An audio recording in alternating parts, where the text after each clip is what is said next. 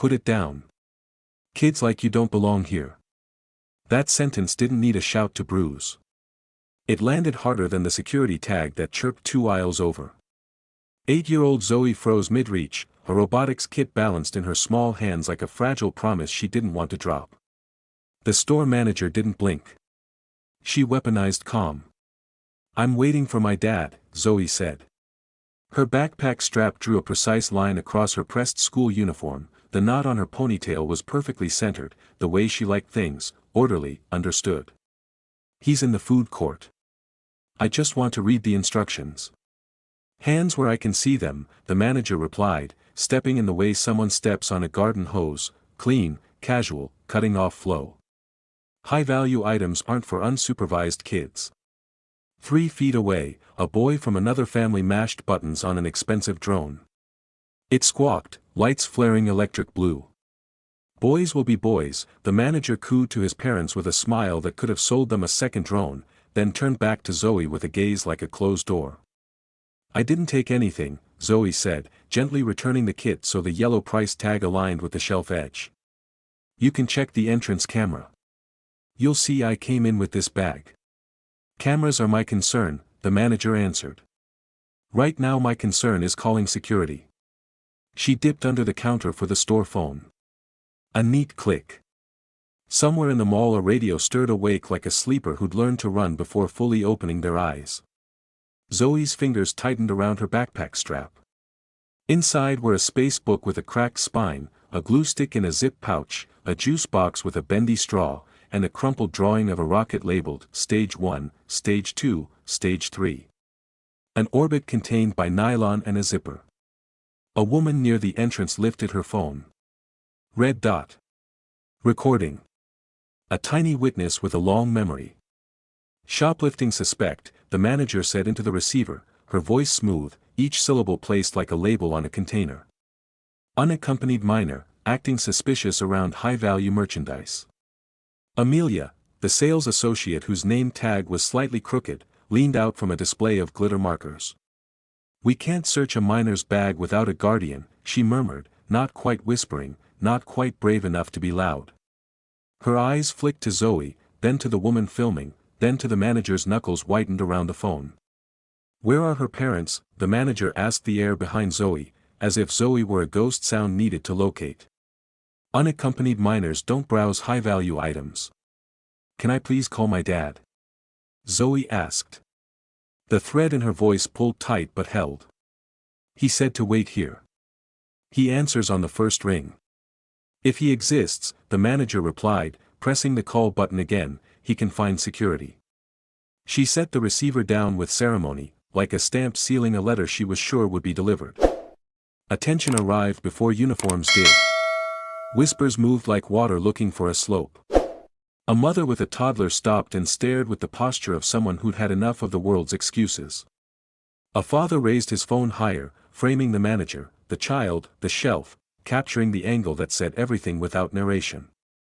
The drone boy looked over, forehead wrinkling in confusion. "How come she can't and I can?" he asked the air, the kind of question grown-ups pretend not to hear when hearing would require action. 2 guards turned the corner.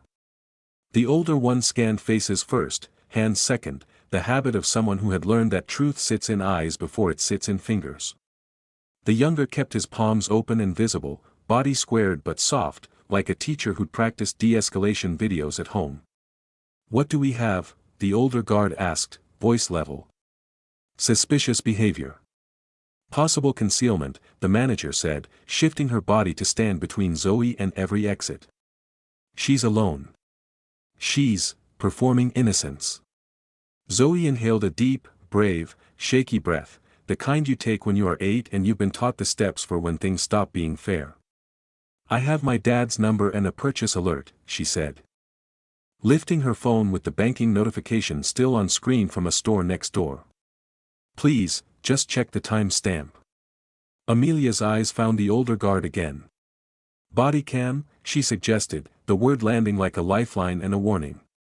He tapped the device clipped to his vest. A soft chime answered. "Everything on the record," he said, and some of the air in the store changed temperature. "Facts like these have weather."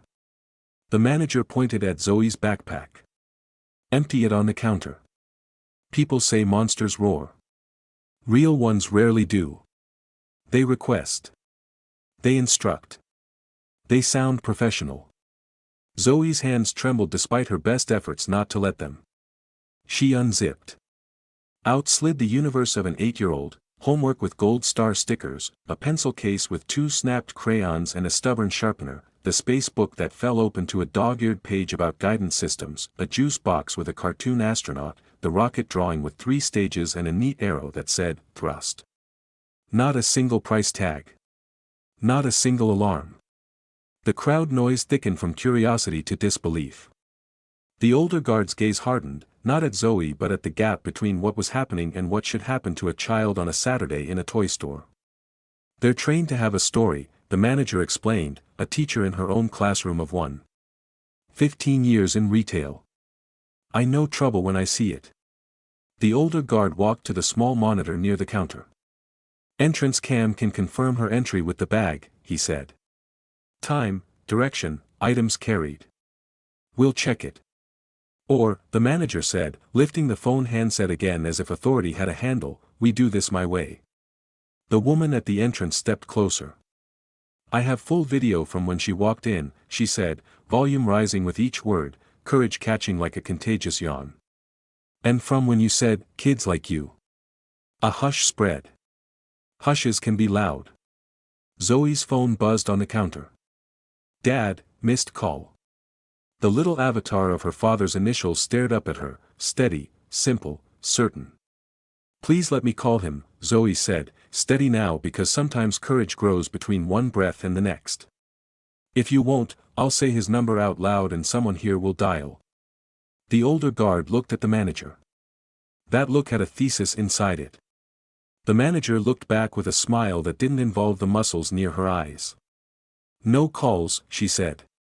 We wait for security office to process. A child's world is made of rules. Adults teach this. Adults also break it.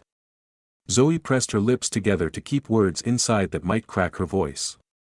Amelia slid a box of tissues onto the counter without making a show of it. The boy with the drone put it down and edged closer to his mother. The red light on the recording phone burned like a tiny sun. Empty the side pocket too, the manager added, chin nudging toward Zoe's backpack as if a flick of bone could move a mountain. Zoe opened the pocket. Out came a folded card.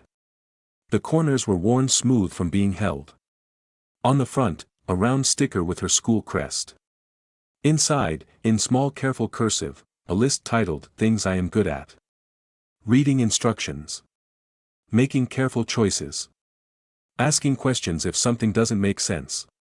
Building from step 1 to step 2 to step 3. Is that contraband? The father near the entrance said, voice level enough to cut without drawing his own blood. A few people laughed with no humor in it at all. The older guard exhaled. Manager, we will review the camera now, he said. If the child wants to call her parent, that is reasonable. It's against protocol, the manager replied. Which protocol? He asked, not aggressive, just precise. The kind of precise that hangs in the air like a plumb line. She didn't answer him. She turned to Zoe instead, and the smile vanished. Put your bag on the floor. Zoe did. The rocket drawing slipped, landing face up. A little girl in glitter sneakers stepped out from behind her mother and picked it up, holding it carefully by the corners like it was a museum thing. I like your rocket, she said to Zoe. Mine always tip over. Zoe's mouth wobbled near a smile. The human body's stubborn wish to be okay reaching for daylight through concrete. Don't talk to her, the manager told the child's mother. This is a store matter. No, the mother said, her voice finally finding the volume that matched her face. This is a child matter. And then, because story is timing, and timing is mercy, another sound arrived. Not the radio. Not the chime of a body cam. A voice. Low. Controlled. The kind of calm that is scarier than loud. Start by telling me exactly what my daughter did. The space by the entrance parted without anyone instructing it to. A man in a crisp shirt and loosened tie stepped through, not running, not slow, moving like someone who had thrown his whole life into arriving and had found a way to do it without breaking into pieces. He went straight to Zoe, dropped to one knee, and put his palm on her back. "You okay?" he asked, soft enough to be a secret and strong enough to be a bridge. Zoe nodded into the air between them, inhaled, exhaled, aligned. The manager composed a smile fast, the kind you hang on a face like an accessory. "Sir, we're handling a situation." He didn't look at her. "Not yet."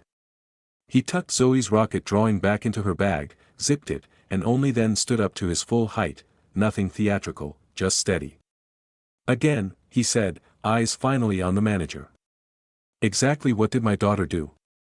And for the first time since she started, the manager seemed unsure where to put her hands. Open loop, the older guard reached for the DVR console key, while 3 camera phones kept rolling, and Zoe's father's thumb hovered over a contact labeled simply, "Sarah." The manager's smile stayed painted while her mind scrambled for the words that would make an innocent child sound like a threat. She needed this to be simple. She needed this father to see what she saw, trouble in small sneakers that didn't belong in her clean, ordered world. "Sir, your daughter was unaccompanied for over 30 minutes, she began, voice smooth as a customer service recording. "She was handling expensive merchandise inappropriately, examining items far beyond what a child her age should be interested in. When approached, she became evasive about her circumstances and claimed to be waiting for a parent who never materialized." James looked down at Zoe, whose space book had fallen open to a page about rocket guidance systems.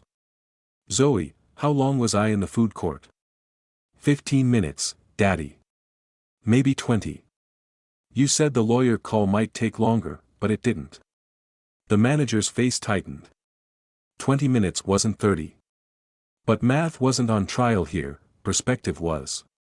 Furthermore, she continued, louder now, performing for the small crowd that had gathered, "Your daughter fits a profile we've been dealing with lately. Young, unaccompanied minors who case our high-value sections, either attempting immediate theft or returning later with accomplices." The word "profile" dropped into the store like a stone into still water. Ripples of discomfort spread through the onlookers. A woman with her own daughter shifted closer. An elderly man pulled out his phone. The recording red lights multiplied like angry stars. "Profile," James repeated, his voice deadly quiet. "What profile is that exactly?" The manager's confidence wavered. She'd said too much, too clearly. But she'd gone this far, backing down now would mean admitting she was wrong. "We train our staff to recognize suspicious behavior patterns. Your daughter exhibited several red flags. Such as prolonged examination of items without clear purchase intent. Nervous glancing around the store. Evasive responses when questioned about parental supervision." Amelia stepped forward, her crooked name tag catching the fluorescent light. "Ma'am, she wasn't nervous until you approached her. She was reading instruction manuals. That's what kids do with educational toys." The manager whirled on her employee. "Amelia, please return to your station." "Actually," Amelia said, voice growing stronger, "I need to say this. We don't have authority to search a minor's belongings without a guardian present. Company Policy Section 4.7. The older security guard nodded. "She's correct. Also, we should have started with the entrance camera, not a bag search." But the manager was committed to her narrative now. The bag search was necessary due to suspicious circumstances. Your daughter was reluctant to comply, which reinforced my concerns. Reluctant? The woman with the recording phone spoke up. I watched her immediately empty her bag when you demanded it. She was crying and scared, not reluctant. Another voice joined from the back. I saw her walk in with that backpack. 20 minutes ago. She already had it. The manager's jaw tightened. Witnesses can be mistaken about timing. The timestamp on my video isn't mistaken, the woman replied. James kept his voice level, but there was steel underneath. Let me understand. My daughter's crimes were, looking at educational toys, carrying a backpack with her homework, and being 8 years old without her father within arm's reach. It's not that simple. It is exactly that simple. He knelt down to Zoe's eye level. Sweetheart, show me exactly what you were looking at. Zoe led him to the robotics section. The kit she'd been examining was still there, price tag undisturbed. This one, Daddy. It builds a robot that can navigate obstacles. Like Mars rovers do. James examined the box. Advanced Engineering Kit, ages 10 and up. Looks right up your alley. He looked at the manager. My daughter is an honors student with a particular interest in aerospace engineering. This is exactly the kind of toy she would examine carefully. That's not the point, the manager said, but her voice had lost its authority. The crowd was growing, and their expressions were hardening against her. A father with his own son stepped forward. Excuse me, but I've been watching this whole thing. When my boy was running around, pressing buttons, making noise, you were all smiles. This little girl has been quiet and well-behaved the entire time. That's different, the manager started. How is it different, the man pressed. Because she's black. The word hung in the air like smoke. Everyone heard it. Everyone felt it. The manager's face flushed. I resent that implication, she said. This has nothing to do with race. This is about store security and suspicious behavior. What suspicious behavior? James asked again. Be specific. What did she do that would make you call security on a child? The manager looked around, suddenly aware that every phone in the vicinity was pointed at her, every face was watching, every word was being recorded for posterity. She'd painted herself into a corner with her own prejudice. She was loitering. In a toy store. Unaccompanied. For 20 minutes while her father took a business call. Acting suspicious. By reading instruction manuals. Each exchange made the manager's position more untenable. The older security guard checked his watch. Ma'am, if there's no evidence of theft or intent to steal, we should wrap this up. But the manager couldn't let it go. Her pride, her authority, her worldview, all of it was on trial now. I maintain that proper protocol was followed. This child exhibited concerning behavior that warranted security involvement. The younger security guard looked uncomfortable. Should we review the entrance camera footage? That would settle the question of when she arrived and what she was carrying. That won't be necessary, the manager said quickly.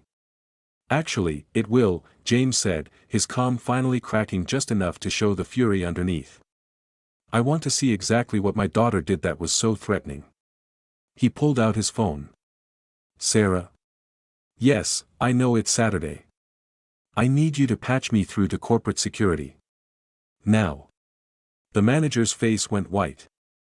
Sir, there's no need to involve. The corporate office? Yes, I'll hold. James looked at her directly for the first time. I think there's every need. Amelia whispered to the older guard, should we check the camera? He nodded and moved toward the security monitor near the customer service desk. The manager tried to intercept him. Officer, I think we can handle this internally. No, said the woman with the recording phone. Her voice carrying across the store. We handle this right here, right now, with everyone watching. The crowd murmured agreement. Someone called out, run the tape. The older guard's radio crackled. A voice from Mall Security, Unit 7, we're getting reports of an incident at Toy World. Status? He keyed the mic, Unit 7 to base. We're reviewing video evidence. Stand by. The manager made one last desperate play. This is completely unnecessary. I was simply doing my job, protecting store merchandise from potential theft. I've been in retail for 15 years. I know how to spot trouble. Trouble, James repeated. You looked at my 8-year-old daughter and saw trouble. The silence that followed was deafening. In it, you could hear the hum of fluorescent lights, the distant sound of mall music, the soft whir of security cameras that had been recording everything. Zoe tugged on her father's sleeve. Daddy, can we go home now? Soon, sweetheart. We're just going to make sure this doesn't happen to any other little girls.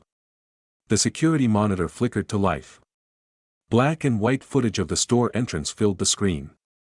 The timestamp showed 2:23 p.m. At 2:24, a small figure in a school uniform walked into view, backpack on shoulders, small package in hand. "There," the older guard said. Subject entered with bag and package already in possession. The manager stared at the screen as her entire narrative crumbled. From the mall speakers overhead came a crackling announcement: Manager Linda Brennan to the front office. Manager Linda Brennan to the front office immediately. And for the first time since this started, Linda Brennan looked afraid. The security footage didn't lie. At 2:24 p.m., Zoe had walked into Toy World with her backpack and purchase bag already in hand. The timestamp glowed like an accusation on the small monitor. Linda Brennan stared at the screen, watching her entire narrative collapse in black and white pixels. But admitting she was wrong now would mean admitting she'd terrorized a child for 20 minutes based on nothing but prejudice. Her pride wouldn't let her. "The timestamp could be wrong," she said, grasping for any thread that might hold. "These systems aren't always calibrated properly." The older security guard checked his radio against the monitor. "Ma'am, our timestamps sync with Mall Central. They're accurate to the second." "Besides," said the woman with the recording phone, stepping closer, "I have real-time video with my phone's timestamp. Want to compare?" Linda's face flushed darker. She was surrounded now, by evidence, by witnesses, by the growing crowd of shoppers who'd stopped their Saturday afternoon to watch a retail manager destroy her own career one racist assumption at a time. "Look," Linda said, her voice taking on a desperate edge, "you people don't understand the pressures we face in retail. Corporate demands we prevent theft. We get evaluated on shrinkage numbers. I was doing what I was trained to do." "What you were trained to do," James repeated slowly, "was profile children based on their race." "I never said anything about race," Linda snapped, but her voice cracked on the denial. "This is about behavior patterns. Statistical probability. Loss prevention science." A man near the back of the crowd laughed bitterly. "Loss prevention science? Is that what we're calling racism now?" The younger security guard shifted uncomfortably. His body cam was still recording, the small LED glowing steady red. Everything Linda said was being captured in high definition. "Officer," Linda said, turning to him with renewed desperation, "you understand operational necessities. Sometimes profiling is necessary for effective security." The guard winced. "Ma'am, I'd advise against using that term on camera." But Linda was spiraling now, her filter completely gone. "Fine, call it what it is. Pattern recognition. Demographic analysis. When certain types of customers exhibit certain behaviors, we respond accordingly." "Certain types," James repeated, his voice deadly quiet. "You know what I mean," Linda said, waving her hand dismissively. "Urban demographics. High-risk populations. Kids from certain backgrounds who've been taught to." "Stop talking," Amelia interrupted sharply. "Just stop talking right now." But Linda couldn't stop. The hole was dug, and she kept digging. "I've been doing this for 15 years. I know trouble when I see it. These kids, they come in groups, they case the joint, they create distractions. Your daughter fit the profile perfectly." "My daughter," James said, his control finally slipping just enough to let the rage show, "was alone, quiet, well-dressed, carrying homework, and reading instruction manuals. If that's your profile for trouble, your training is the problem." A new voice cut through from the entrance. "Excuse me, is this Linda Brennan?" Everyone turned. A woman in a crisp business suit stood at the store entrance, clipboard in hand, expression neutral but her eyes sharp as surgical instruments. "I'm Janet Morrison, district manager. I got a call that there was an incident requiring immediate attention." Linda's face went white. District managers didn't make Saturday visits for minor security issues. Someone with real authority had called this in. "Janet, thank God you're here," Linda said, relief flooding her voice. "I've been dealing with a difficult situation. A customer is upset because I followed proper loss prevention protocol with an unaccompanied minor. Janet Morrison's expression didn't change, but she pulled out her phone and tapped something. I've been listening to the security radio for the past 10 minutes. I heard your explanation of your demographic analysis methods. The silence that followed was deafening. Ms. Brennan, step away from the customers, please. Janet, you don't understand. These people are. Step away from the customers. Now. Linda moved back, her confidence crumbling. Janet approached James and Zoe, her demeanor completely different, professional but warm. Sir, I'm terribly sorry about this incident. I understand your daughter was subjected to inappropriate treatment by our staff. Your staff, James corrected gently, singled out my 8-year-old daughter for harassment based on racial profiling. She used terms like certain types and high-risk populations while terrorizing a child who was reading instruction manuals. Janet's jaw tightened almost imperceptibly. I heard those terms on the radio. They're not part of any training we provide, and they're certainly not acceptable in our stores. She turned to the crowd, many of whom were still recording. I want to apologize publicly for what happened here today. This behavior doesn't represent our company values, and it won't be tolerated. Linda stepped forward desperately. Janet, you can't just take their word against mine. I followed protocol. I was protecting company assets. You called an 8-year-old a shoplifting suspect for reading in a toy store, Janet said, her professional calm cracking slightly. You searched her personal belongings without cause. You used language suggesting racial profiling. None of that is protocol. The older security guard approached Janet with his radio.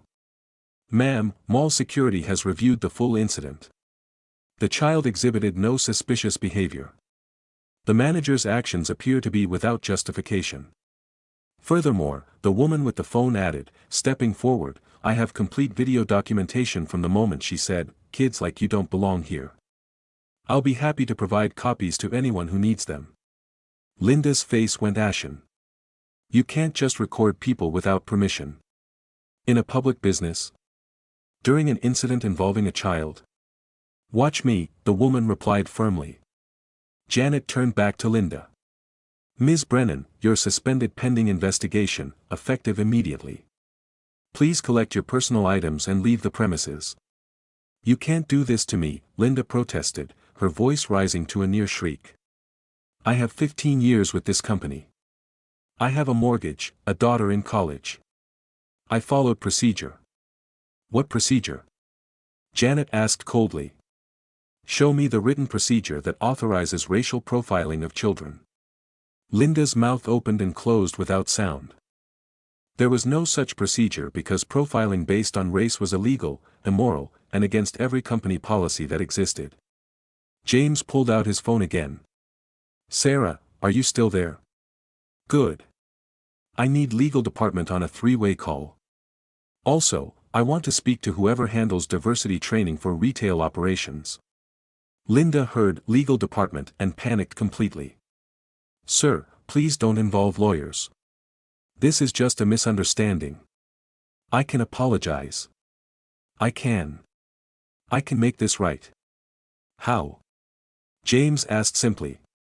How do you make it right for an 8-year-old who was humiliated and terrorized for the crime of existing while black in your store? Zoe, who had been quiet through most of this, finally spoke up in a small voice.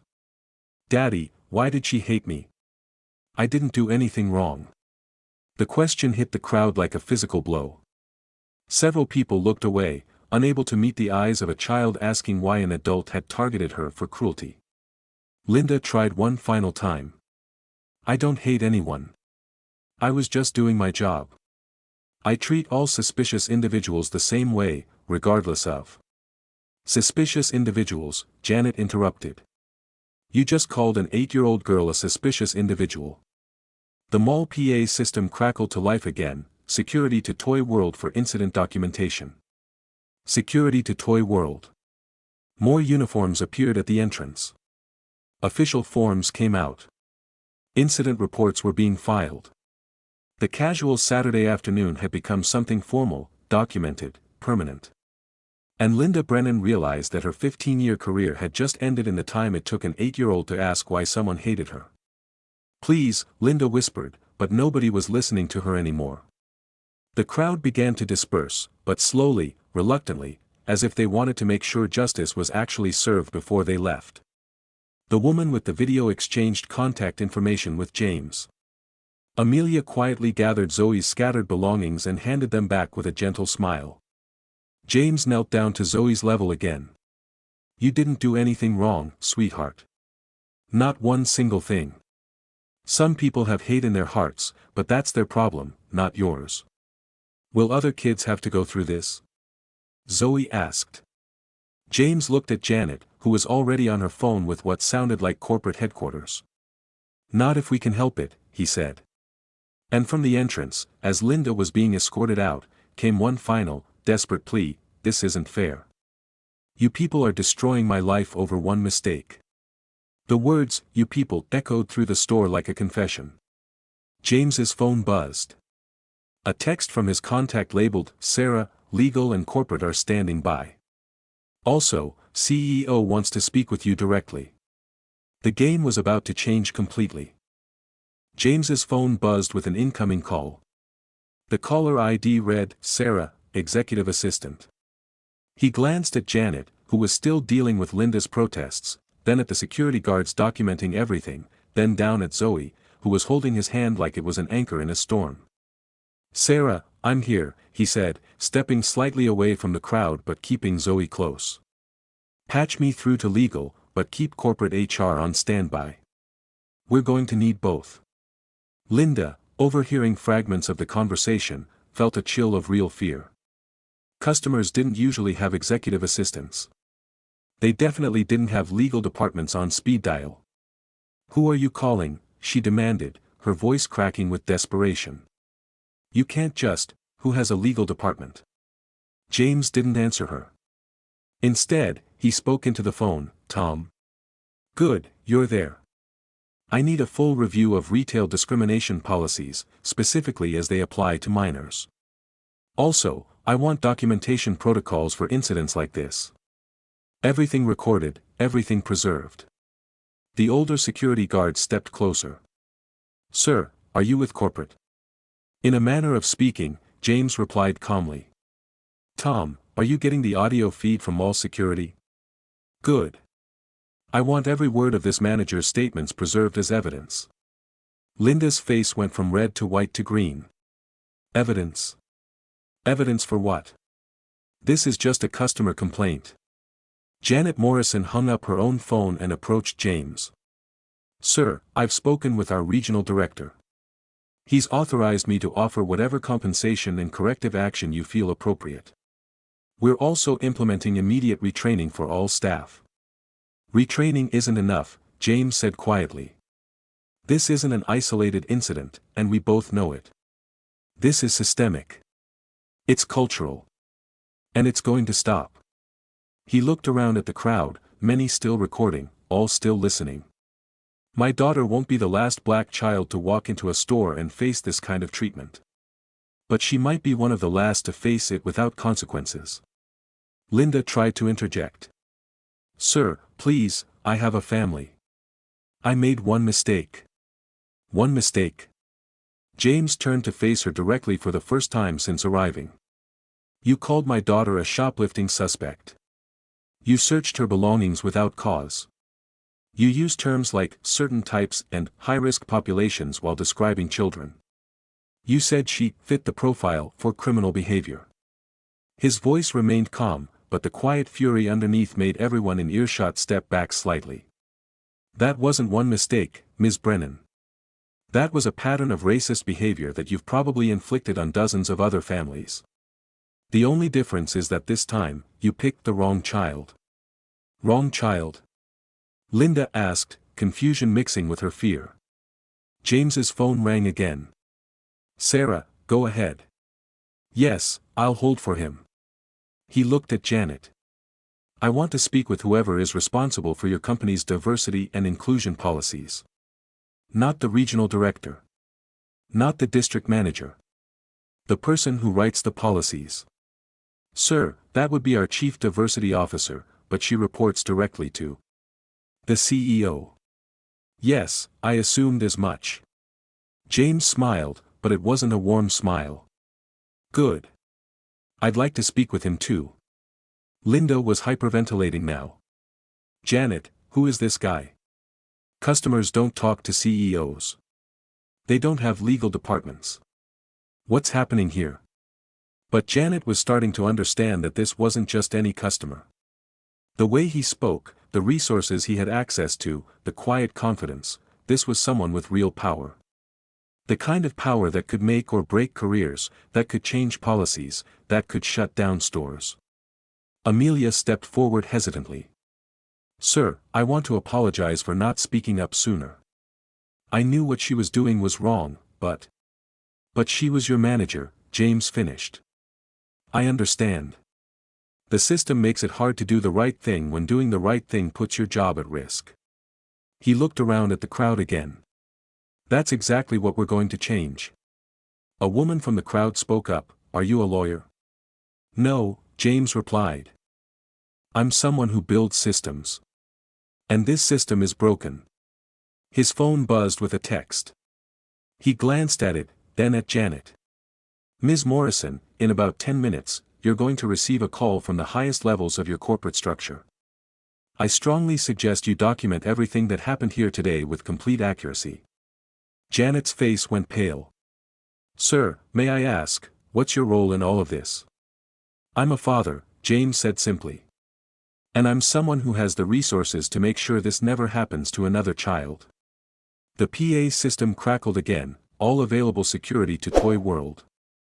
All available security to Toy World for priority incident documentation. More uniforms appeared. Official forms multiplied. Digital cameras came out to supplement the phone recordings. The casual retail incident was becoming something much larger, much more formal. Linda watched the activity with growing terror. This is insane. You're destroying my life over a simple security check. No, said the woman who'd been recording from the beginning.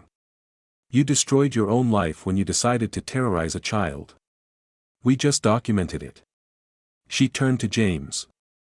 Sir, I'll make sure copies of this video reach every news outlet, every social media platform, and every civil rights organization that wants it. Thank you, James replied. But that won't be necessary. This is going to be handled at a much higher level. His phone rang again. This time, when he answered, his tone changed completely. Respectful. Deferential, even. Mr. Harrison. Yes, sir, I know it's Saturday. I appreciate you taking my call personally. Linda and Janet exchanged glances. Harrison. That name meant something, but Linda couldn't place it. Yes, sir, I have the documentation. Full audio and video. Multiple witnesses. The manager used explicitly discriminatory language. Yes, sir, I heard her use the terms certain types, high-risk populations, and she said my daughter fit the profile. Yes, sir, she's 8 years old. Janet's phone rang. She answered quickly, stepping away from the crowd, but her conversation was audible to everyone nearby. Yes, sir, I'm the district manager on scene. No, sir, the situation is not under control. Yes, sir, I understand this is now a priority 1 incident. Yes, sir, I'll hold for the CEO's office. Linda felt the ground shifting beneath her feet. CEOs didn't get involved in routine customer complaints. This was something else entirely. Zoe tugged on her father's jacket. Daddy, are you in trouble too? James knelt down to her level, his expression softening completely. No, sweetheart. Daddy's just making sure what happened to you doesn't happen to other little girls. Sometimes grown-ups have to make big changes to protect children. Are you going to fire the mean lady? That's not up to me, baby girl. But I'm going to make sure the people who can fire her understand exactly what she did to you. He stood up and spoke into his phone again. Mr. Harrison, I need your personal commitment that this incident will result in comprehensive policy changes across all your retail locations.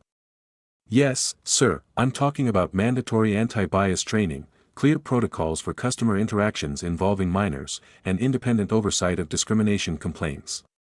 Janet's phone conversation was getting more intense. Yes, sir, I understand this is coming from the very top.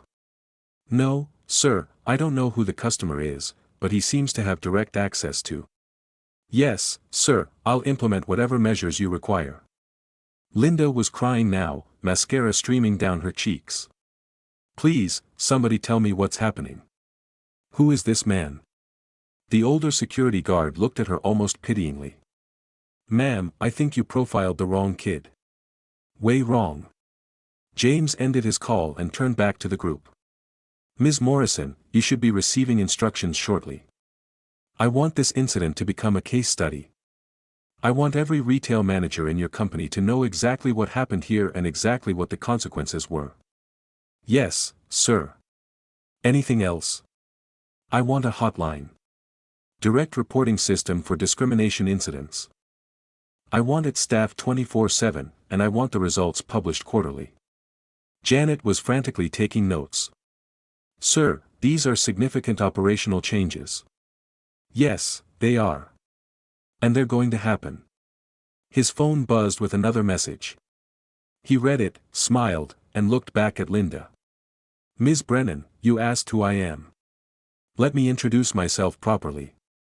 He reached into his jacket and pulled out a business card. James Thompson, CEO of Megatech Industries. We happen to own the parent company of this retail chain. The silence that followed was absolute. Linda stared at the card like it was a venomous snake. CEO. Parent company. She had racially profiled the daughter of the man who ultimately controlled her paycheck.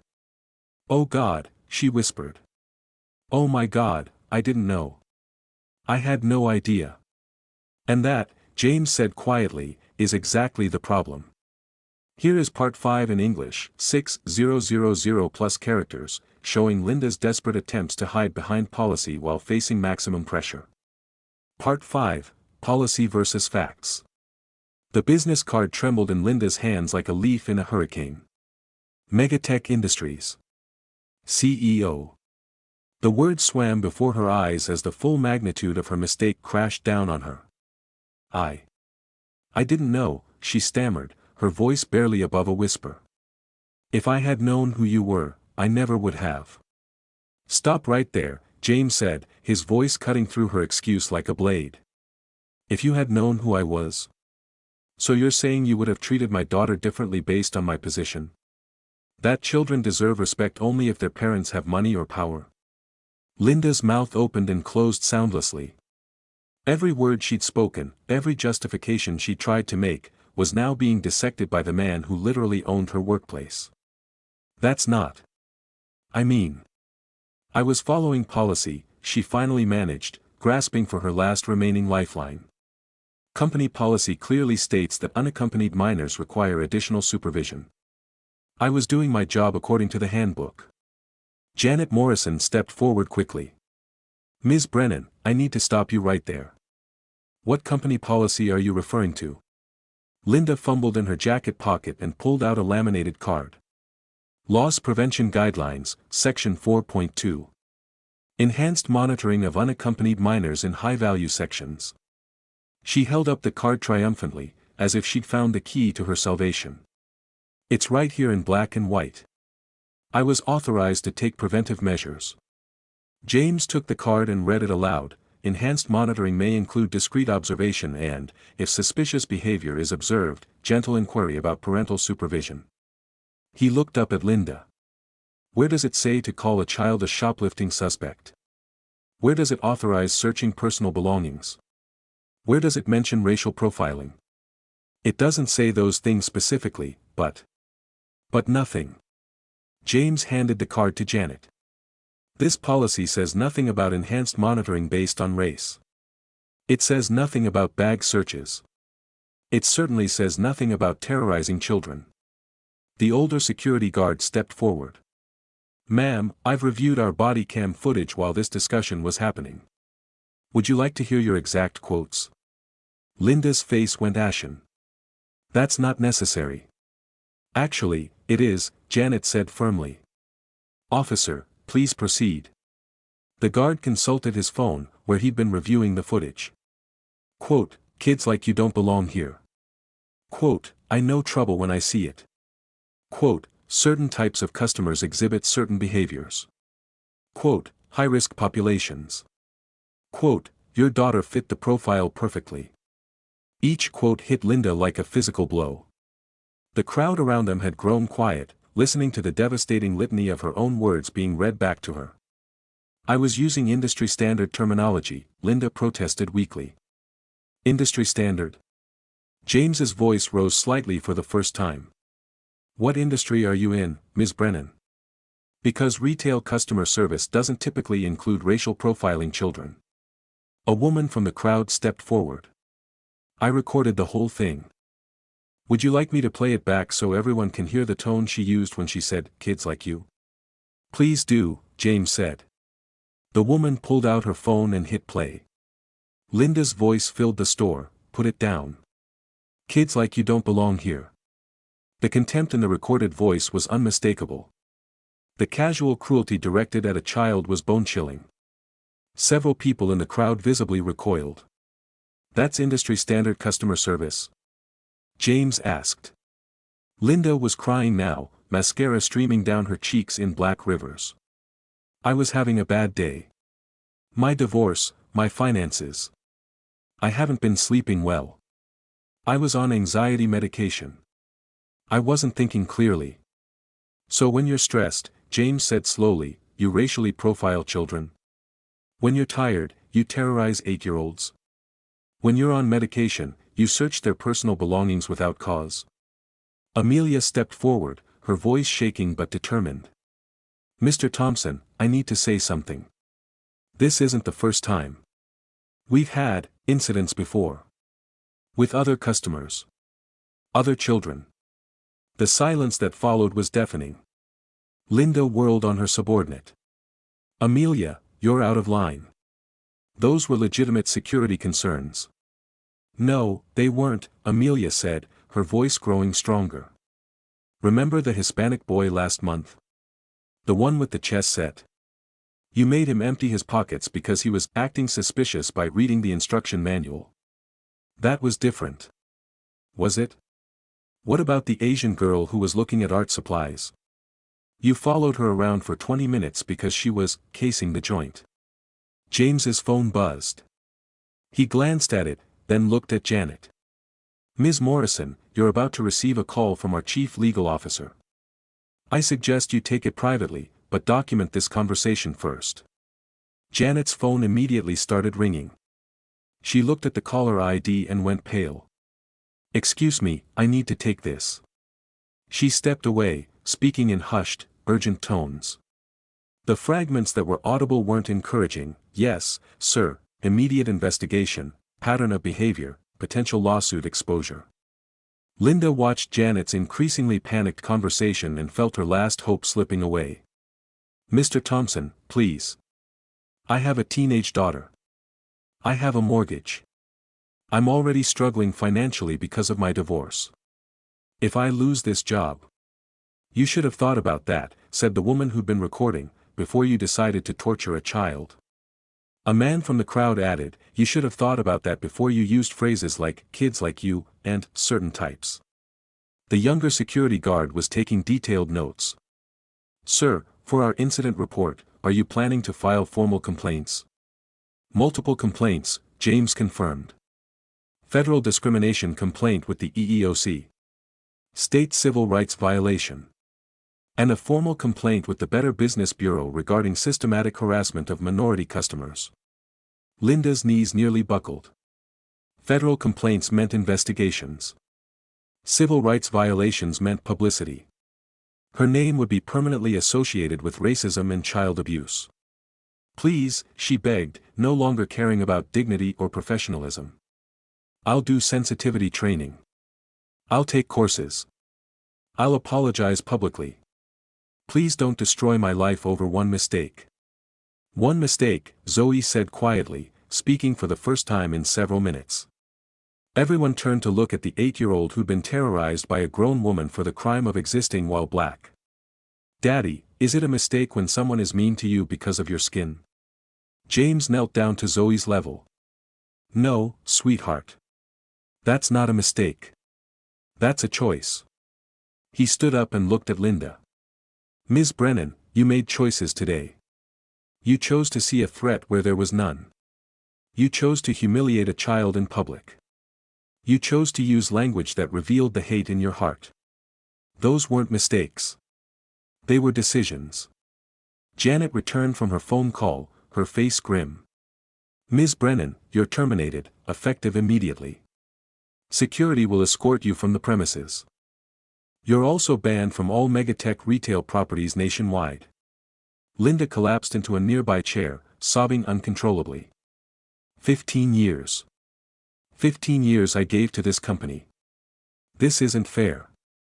Fair. The woman with the recording phone stepped closer. You want to talk about fair?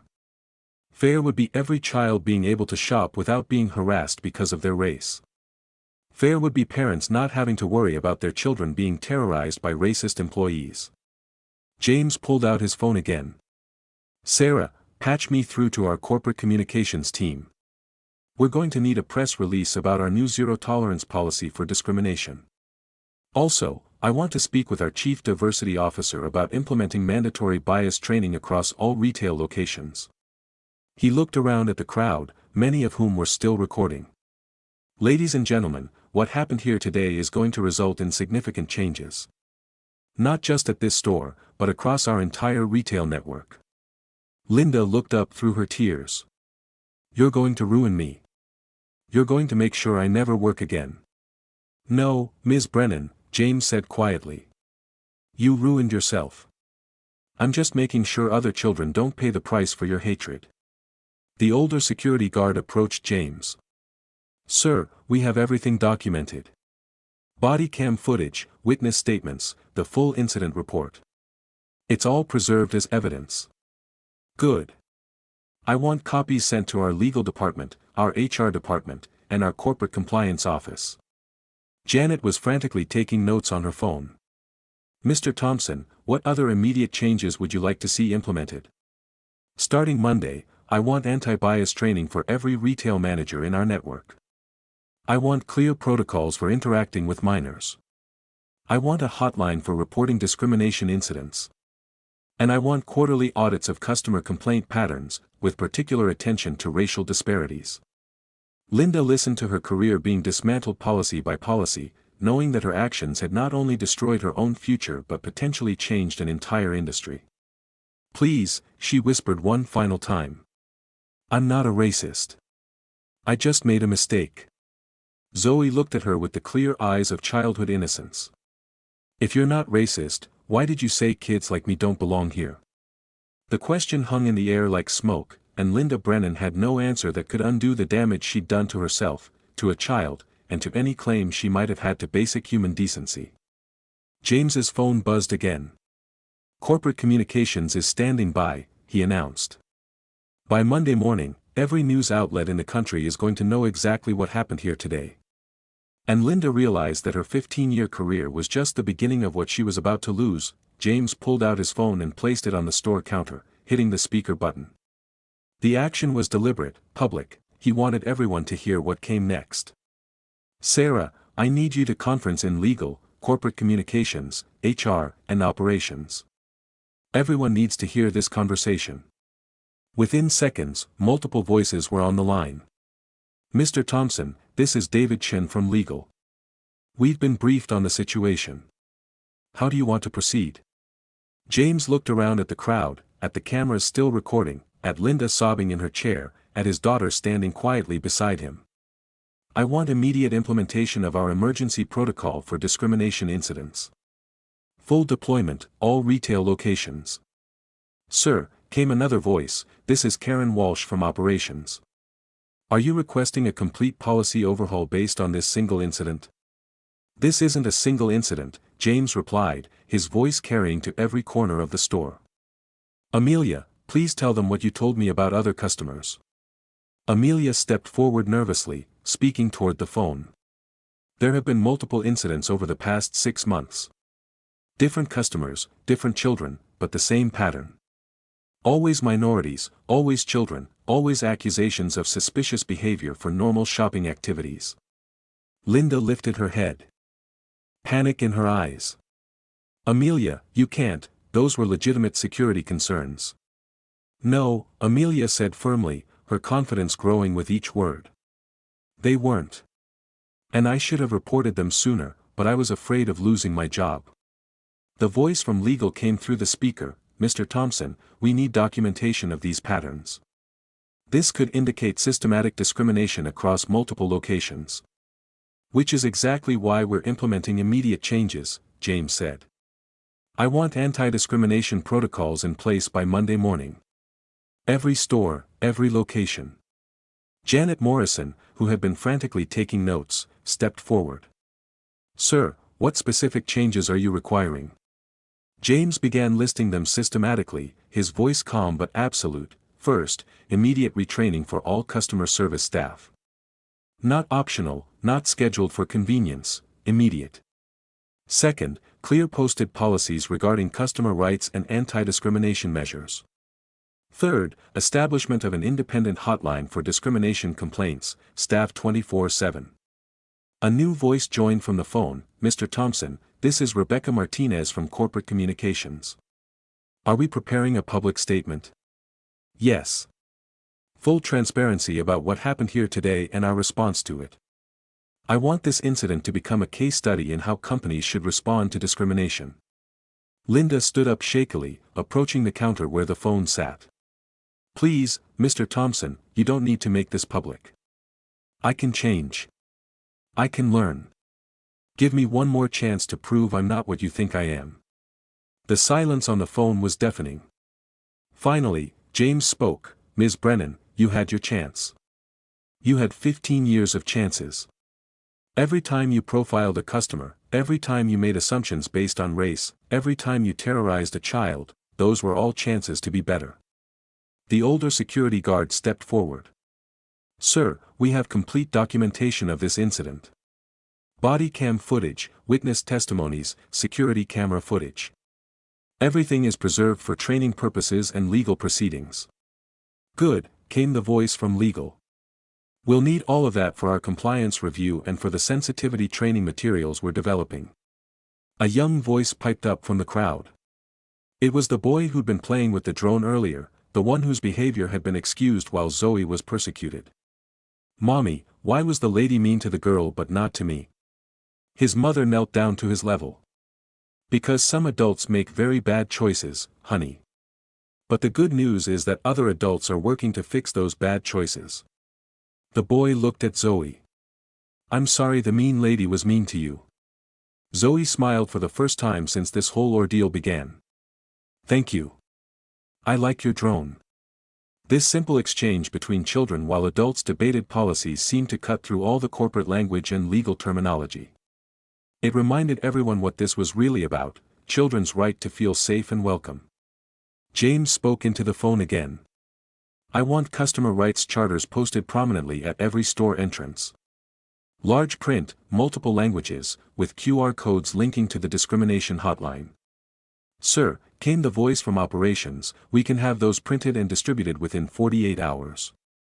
Make it 24 hours, James replied. Also, I want metrics posted monthly at each location. Number of complaints received, resolution times, action taken. Full transparency. Linda was crying again, but now it was the desperate crying of someone who realized their world was ending. Mr. Thompson, please. I'll resign quietly. I'll leave retail forever. Just please don't make me the poster child for racism. I have a daughter. She'll be humiliated at school. Her friends will see this. James looked at her for a long moment. When he spoke, his voice wasn't cruel, but it was inexorable. Ms. Brennan, my daughter is 8 years old. She came to a toy store to look at robot kits because she wants to be a scientist. You terrorized her, humiliated her, and made her cry because you saw her skin color as a threat. She'll remember this for the rest of her life. He paused, letting that sink in. Your daughter is old enough to understand that actions have consequences. Maybe this will teach her something important about treating people with dignity and respect. Amelia stepped forward again. Mr. Thompson, I'd like to volunteer to be the first to sign whatever customer service pledge you're implementing. I want to be part of the solution. Thank you, Amelia. Your courage in speaking up today shows the kind of leadership we need in our stores. The woman who'd been recording the entire incident approached the counter. Sir, I'm a teacher. I'd be willing to help develop training materials, especially focusing on unconscious bias and how it affects children. Excellent. Sarah, please get her contact information for our training development team. More voices joined from the crowd. A parent offered to share their family's experiences with retail discrimination. A college student volunteered to help with social media awareness campaigns. What had started as one man protecting his daughter was becoming a community mobilizing for change. The phone crackled with a new voice. Mr. Thompson, this is Patricia Williams, Chief Diversity Officer. I've been listening to the entire conversation. I recommend we accelerate our planned diversity initiatives and make this incident the catalyst for comprehensive reform. Agreed. I want quarterly progress reports, and I want them made public. Linda made one final, desperate attempt. Please, I'm begging you. I can be the person who changes, who learns from this. Isn't redemption better than destruction? James considered this for a moment, then looked at Zoe. Sweetheart, what do you think? Should people get second chances when they hurt others? Zoe thought carefully, the way children do when they know their answer matters. Daddy, she called security on me for reading. She made me cry. She said kids like me don't belong here. She paused. But maybe she could learn to be nice to other kids if someone teaches her how. The wisdom and forgiveness of an 8-year-old hung in the air like a challenge to every adult present. James nodded slowly. Ms. Brennan, my daughter, who you terrorized, just showed more grace than you did in 15 years of retail work. But grace doesn't mean there are no consequences. He turned back to the phone. I want this incident used as a training case study, but I also want to establish a path for rehabilitation. Mandatory bias training, community service working with children from diverse backgrounds, and regular check-ins with our diversity compliance team. Linda looked up with a flicker of hope. You mean, there's a chance I could work again? Not in retail. Not with Megatech. But perhaps, with significant education and genuine change, you could find a way to contribute positively to society. The phone buzzed with activity as departments coordinated the massive undertaking of policy change across a multinational retail empire. James picked up his phone. Sarah, I need one more thing. I want to establish a scholarship fund in Zoe's name for children interested in STEM education, with special focus on underrepresented communities. Zoe tugged on his sleeve. Daddy, what's a scholarship? It's a way to help other kids who love science get the education they need to become engineers and scientists, even if their families don't have enough money. Can it help kids like me? Especially kids like you, sweetheart. Linda stood up slowly, gathering her purse, her keys, the remnants of her dignity. Mr. Thompson, I'm sorry. I'm truly sorry for what I did to your daughter. James nodded slightly. Ms. Brennan, I believe you are sorry. But being sorry isn't enough. The question is, what are you going to do to make sure you never hurt another child again? As security began to escort Linda toward the exit, she turned back one final time. How do I start? How do I become better than this? Zoe answered before her father could. You could start by reading books about kids like me. So you know we're not scary. And with that simple suggestion from an 8-year-old, Linda Brennan walked out of Toy World, out of her career. And into the uncertain territory of having to rebuild herself from the ground up.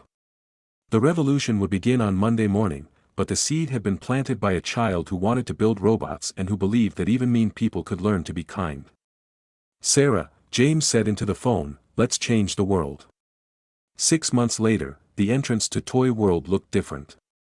Gone was the simple glass door with corporate logos. In its place stood something revolutionary in retail, a customer rights charter, printed in bold letters in English and Spanish, with QR codes linking to reporting hotlines in 12 languages.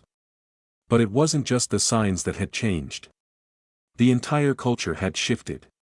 Amelia, now promoted to assistant manager after her courageous stand, stood at the entrance greeting families with genuine warmth. On her vest, next to her name tag, was a small pin reading, "Safe Space Advocate," earned after completing advanced bias training in conflict resolution certification. The morning ritual had become something special. Each day at opening, Amelia would read one line from the Customer Rights Charter aloud. This morning, she read, "Every child has the right to explore, learn, and dream without judgment based on appearance, race, or background." A young boy, maybe 9 years old, Hispanic, wearing a NASA t-shirt, repeated the line back to her with a smile. His mother watched approvingly. 6 months ago, she might have been nervous bringing her son here. Now, this was their favorite Saturday destination. The transformation hadn't been easy. The first weeks after the incident, as it came to be known throughout Megatecha's corporate structure, were turbulent. Some employees resisted the new training. Some customers complained about the political correctness. But James had been unwavering in his commitment to change. The quarterly metrics were posted prominently on a digital board near customer service: zero discrimination complaints this quarter. Customer satisfaction up 34%. Staff diversity training, 100% completion rate. Below that, a simple message: every child welcomed. Every family respected. Every day. The impact had rippled far beyond one store. The incident, fully documented and transparently shared, had become required viewing in business schools across the country. Harvard used it in their ethics program. The NAACP had presented Megatech with an award for corporate courage. Other retail chains had voluntarily adopted similar policies rather than risk their own toy world moment. But the most profound changes were quieter, more personal. Zoe Thompson, now 9, walked into the store holding her father's hand, but not clinging to it the way she had 6 months ago. She moved with confidence, greeting Amelia like an old friend, heading straight to the expanded STEM section that now occupied twice the floor space it once had. "Good morning, Miss Zoe," Amelia said warmly. "The new robotics kits came in yesterday. I saved the advanced one for you to see first." This simple exchange, a white employee treating a black child as a valued, welcome customer, might seem ordinary to most people. But for anyone who had witnessed what happened here 6 months ago, it was revolutionary. James watched his daughter examine the instruction manual with the same intense focus she'd always had, but now without the fear that someone would stop her, question her, or make her feel unwelcome. The trauma hadn't disappeared entirely. Sometimes she still checked to make sure he was nearby, but she was healing. "Daddy, this one builds a robot that can navigate obstacles and communicate with other robots," Zoe said excitedly. "It's like a Mars mission, but the rovers can talk to each other." "That sounds perfect for our future aerospace engineer," James replied, ruffling her hair. Near the back of the store, a new addition caught visitors' attention: the Zoe Thompson STEM Education Corner. It featured hands-on exhibits, coding games, and information about the scholarship fund that now provided educational opportunities for hundreds of children from underrepresented communities. But Zoe's favorite addition wasn't the corner named after her, it was the small placard next to the customer service desk. It read, "This store is committed to treating every child with dignity and respect. If you feel you or your child has been treated unfairly, please scan this QR code to report immediately to our independent advocacy team." Below that, in smaller print, suggested by Zoe T., age 8, who believes every kid should feel safe when they're learning. A family with 3 young children, 2 black girls and their white adoptive father, browsed the art supplies section. The older girl, maybe 10, was explaining color theory to her younger sister with the patience of a natural teacher. Their father watched with pride, completely at ease. This was exactly what James had envisioned: families of all colors, all backgrounds, all economic levels, sharing space without tension or suspicion. The store's success had been remarkable. Sales had increased by 40% as word spread about the welcoming environment. Families drove from neighboring towns specifically to shop at the toy store that protects kids. Employee satisfaction scores had reached company-wide highs. The diversity of the customer base had expanded dramatically. But the real measure of success walked in that Saturday morning in the form of Linda Brennan's replacement, a young black woman named Michelle Washington, who had been promoted from another Megatech location after completing the company's new management diversity program. "Mr. Thompson," Michelle approached with professional warmth. "Zoe, good to see you again. I wanted to update you on our community outreach program." She pulled out a tablet showing photos from the previous week's events. "We hosted 3 elementary school field trips this week. The kids learned about entrepreneurship, inventory management, and customer service. We're booked solid for the next 2 months." James nodded approvingly. "And the mentorship program? 15 high school students are now working part-time while we pay for their college prep courses. 3 of them are already accepted to engineering programs." This was the systemic change James had demanded. Not just firing one racist employee, but creating pathways for success that included everyone. Zoe finished examining the robotics kit and approached the counter to purchase it with her allowance money. The transaction was routine now, no questions about where she got the money, no suspicion about her intentions, no coded language about her type of customer. "Will you be building this yourself, or getting help?" Michelle asked conversationally. "Both," Zoe replied confidently. "I'll start alone, but if I get stuck, Daddy helps me work through the problems. He says real engineers collaborate." As they completed the purchase, a woman entered the store with her young son. She was clearly nervous, glancing around as if expecting trouble. James recognized the behavior. It was the same way he'd started feeling in retail spaces before the changes. Michelle immediately noticed and approached them. "Good morning. First time at our store. Let me show you around and introduce you to our kids' learning areas. We also have a quiet space if your son needs a break from crowds." The woman's shoulders visibly relaxed. "Thank you. We've had some difficult experiences at other stores." "Not here," Michelle said firmly. "This is a safe space for every family." James watched this interaction with deep satisfaction. This was what institutional change looked like in practice, not just policies and procedures, but people who understood their responsibility to create welcoming environments for everyone. As they prepared to leave, Zoe stopped at the customer rights charter. She did this every visit now, reading through the commitments that had been written partially in response to her experience. "Daddy, do other stores have these rules now too?" "Many do, sweetheart. Your experience helped teach a lot of people about treating kids better." "Good," she said simply. "Every kid should feel safe when they're learning." They walked toward the exit, passing the memorial wall that had been installed, not to remember trauma, but to celebrate progress. Photos showed community events, successful students from the scholarship program, and testimonials from families about positive experiences. At the center was a framed photo from opening day of the new policies, Zoe cutting a ribbon while surrounded by diverse children from the community, all holding signs reading, "Every child welcome." As they reached the parking lot, James's phone buzzed with a news alert: Megatech model expands, 500 more retailers adopt Toy World protocols for child-friendly, anti-discrimination policies. "Look at this, Zoe," he showed her the headline. She read it carefully, then looked up at him. "Does this mean what happened to me helped other kids?" "Yes, sweetheart. It means that your courage in speaking up that day is still protecting children you'll never meet." "Then I'm glad it happened," she said, with the wisdom that sometimes emerges from childhood trauma transformed into purpose. As they drove home, James reflected on the journey from that terrible Saturday to this triumphant one. Linda Brennan was now working at a community center, slowly rebuilding her understanding of racial bias through direct service to diverse families.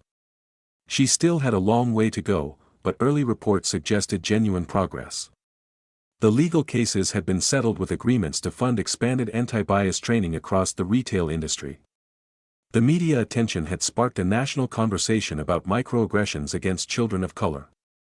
But perhaps most importantly, Zoe had grown into a confident advocate for other kids. She spoke at school assemblies about standing up to unfairness. She'd started a letter-writing campaign to toy stores without diversity policies. At age 9, she was already planning her future career in aerospace engineering, with a specific focus on making space exploration accessible to children from all backgrounds. The revolution that began with a child reading about robots had fundamentally changed not just one store, but an entire approach to retail customer service across the country. "Daddy," Zoe said as they pulled into their driveway, "when I build my first real robot, I wanted to help other kids learn science." "I think that's a perfect plan, future Dr. Thompson." "Dr. Zoe Thompson, aerospace engineer," she corrected with a grin. "I like how that sounds." As they unloaded her new robotics kit, James smiled knowing that somewhere, in stores across the country, children of all backgrounds were browsing toy aisles without fear, their dreams protected by policies born from his daughter's courage and a community's refusal to accept discrimination as normal. The building had been taught. The lesson was spreading. And Zoe Thompson was just getting started. 6 months later, when business journalists wrote about the megatech transformation, they would focus on profit increases and policy implementations. But the real victory was simpler: children could be children, regardless of the color of their skin, in places where they should have always been safe. Sometimes justice sounds like cash registers and policy meetings. Sometimes it sounds like a 9-year-old girl explaining rocket science to her robot, unafraid and unlimited.